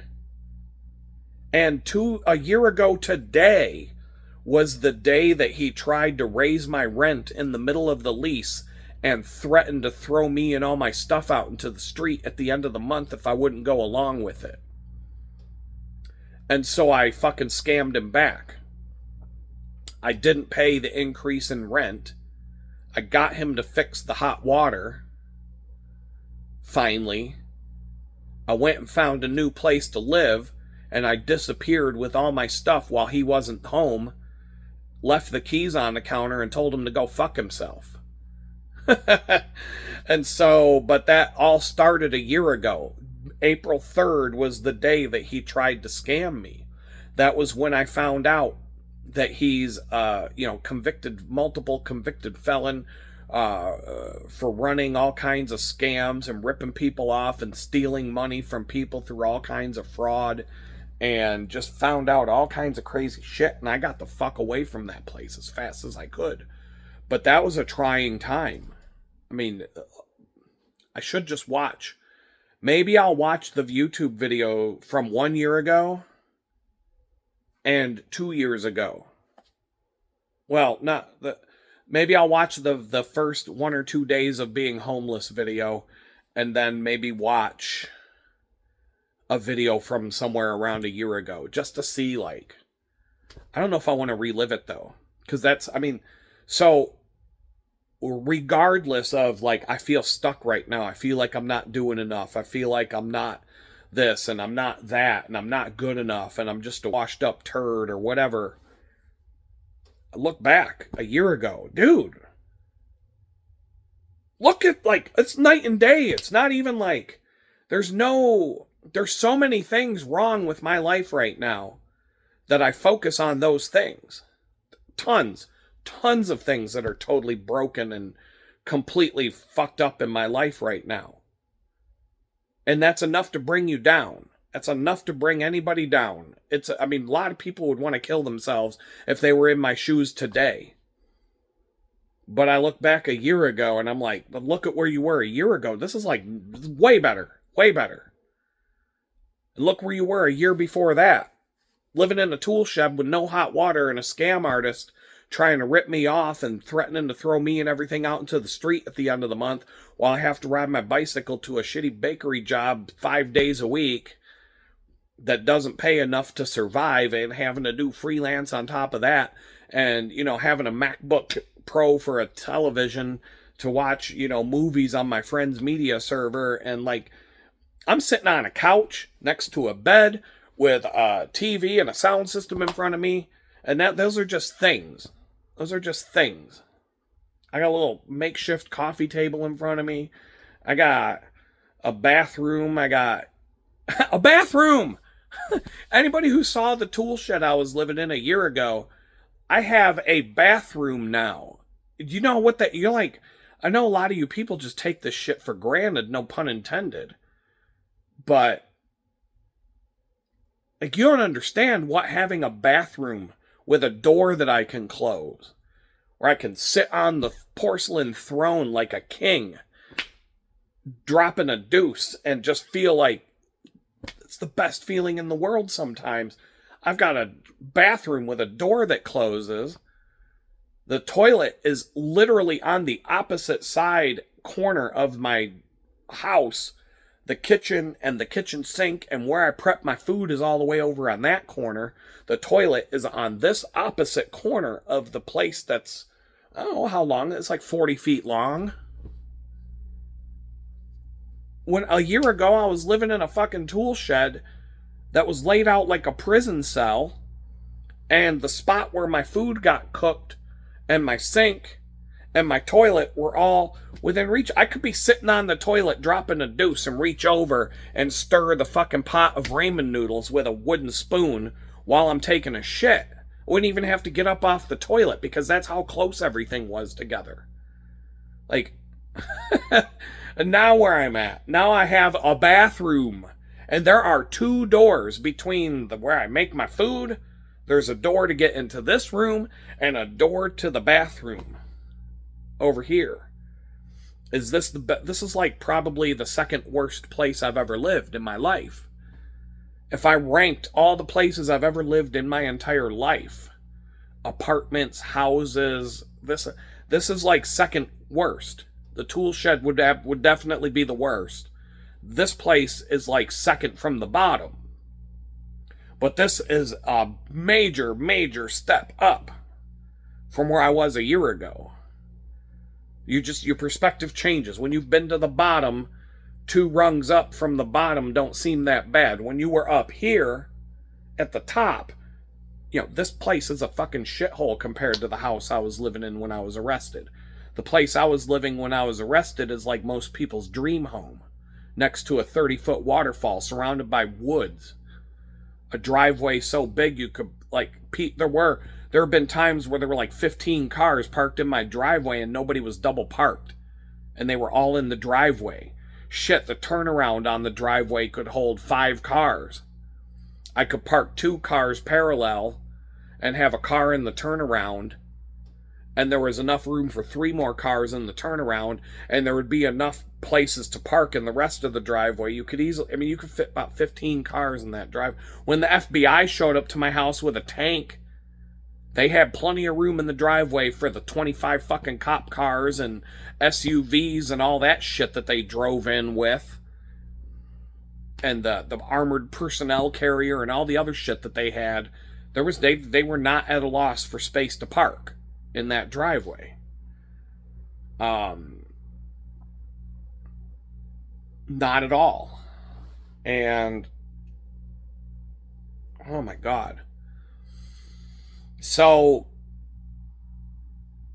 sometimes if you're beating yourself up and you're just upset with where things are, and let's say you're a prepper and you moved onto a homestead and you're working the land and you're building a cabin and you're trying to live off the grid and you're just looking around, you're like, oh my God, I'm not as far along as I need to be.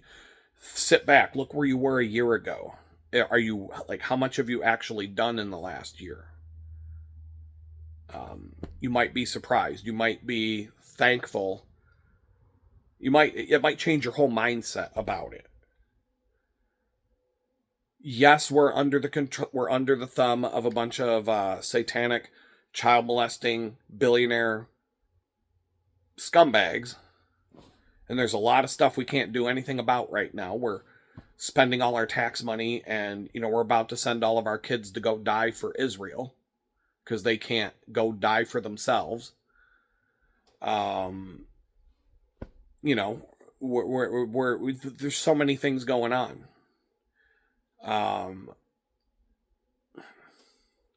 I can tell you that, well, we don't need to go there right now, but if they bring back the draft, that's going to be a problem. We're just going to leave it there. Things are going to happen. So, that might be the final, that might be the one that does it to America. But, there's a lot of things we just can't do anything about right now because what needs to be done, people aren't ready to do. And, so we're just going to have to ride it out and see where it goes. But control the things that you can control. Make small steps and stick with them. If something's not working out, change it. I try things all the time. I start going in some direction. I try doing things. I try coming up with a system to make something easier. It doesn't work. Scrap it. Do something else. The gym, I'm making adjustments to all the stuff I'm doing right now. I'm trying to find a way to make it all work. Tomorrow I'm going to try something new. Next 5 weeks I'm going to buckle down. I'm going to grind. I'm just going to keep in the mindset of you did it when you were homeless. If you could do what you did every day, every single day for 5 months when you were homeless, if you can just keep to that rhythm for 5 weeks and just grind it out for 5 straight weeks, just fucking grind it out. It doesn't mean you can't relax and watch a movie and chill out at the end of the day or whatever you got to do. You worked yourself enough. But what can you do in 5 weeks if you just grind? 5 weeks of grinding it out, and then I'm going to treat myself. If I stick to my plan, I'm going to go away for like, I don't know, 3-4 days, go camping somewhere. Go to Galveston Beach and camp. There's a campground on the beach. I could go set up a tent, do a state park camp trip, have showers and stuff like that. It's not like real camping, but I could go sit on a beach for 5 days, sleep outside in the tent, which I enjoy, have a little campfire, have showers right by me, don't have to drive my car once I park it, take my bicycle with me. Now I've got a bicycle rack. I can take both bicycles. Just take my bicycles with me on the back of my car, have two, if one breaks, boom, all right, fuck it, take the other one. Explore up and down Galveston Island, go on bike rides, sit in front of a campfire, swim in the ocean, hang out at the beach, eat good food, chill, get it out of my system. Like, it's not the kind of camping I like to do, but believe me, that'd be a nice little vacation if I grind out 5 weeks. Financially speaking, I was looking at the numbers. Yesterday and today, and things have been very, very tight for ever since Christmas and began like October, November, December, January, February, and all through March and right up. I just paid rent, and I'm broke. But this month is the first month where if I keep up with what I'm keeping up with right now, at the end of this month, I'll be able to pay rent and have all of next month's bills covered. And so, like, I'll be a month ahead on, like, money in the bank. I would be able to, like, not work for a month and still pay my bills for that month. It's not what I want to do, but I could do it. And so I might treat myself. Like, there's a Dave Matthews Band concert coming up here in the Woodlands, but the ticket prices just keep going up and up and up. And I really don't feel like paying that much for a ticket. I'm not going to lie. They were like $70 one day, then they went up to like $150 in like 2 days. And I don't know, that's kind of too much money for me. But there's a part of me that says, at the end, it's in the beginning of May. We'll see what happens, is all I'm going to say. I might just treat myself and say, you know what, fuck it, I'm going to go to that concert. Even if I go by myself, I'll just go by myself. Get a ticket for the lawn. Go by myself. Who knows, maybe I'll run into I'm probably not going to run into somebody I know there. But, who knows? I just fucking enjoy myself. I'll go watch a fucking band that I like. And if I go by myself, I go by myself. I don't care about that kind of stuff. But I'm thinking I might treat myself at the end. If I stick with the plan and accomplish everything this month that I plan on accomplishing, maybe that'll be like my little reward to like go see a band live that you've been wanting to see for 20-something fucking years and you just never did it. Who knows? Then maybe Dave Matthews dies 2 weeks after the show and you're like you saw either their last performance or the second to last show, and you'll have that memory like, oh, it was a great show.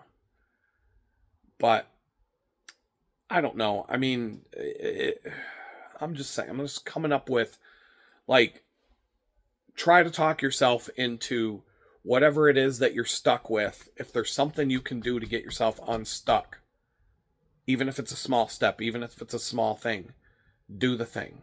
Get yourself unstuck. Control the things that you can control and just forget about the shit, the pedophiles and the Satanists and all the people in charge.